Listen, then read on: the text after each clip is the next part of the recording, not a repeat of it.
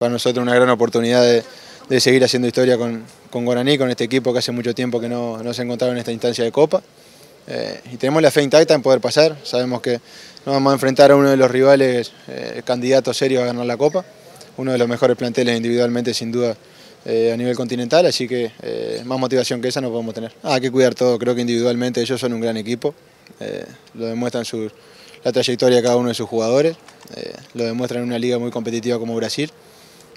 Sí, como te digo, nosotros, ellos individualmente son uno de los mejores equipos del continente sin duda, y nosotros tenemos que suplantar eso colectivamente con el juego que tenemos, que es el fuerte nuestro. Si nosotros logramos hacer un gran juego colectivo, creo que podemos opacar esas individualidades y podemos dar la sorpresa en esta llave. Corinthians es un equipo medio atípico en Brasil, no es tanto de jugar lindo, sino de presionar y de marcar mucho. Tiene un gran equipo, como te decía, individualmente uno de los mejores del continente sin ninguna duda. Y creo que el partido va a estar, sobre todo los primeros minutos, poco cerrado. Nosotros esperemos ganar el partido y en lo principal creo que no recibir goles de local va a ser sumamente importante para la llave. Y bueno, después ir a definir en Brasil, que va a ser un rival súper duro allá también.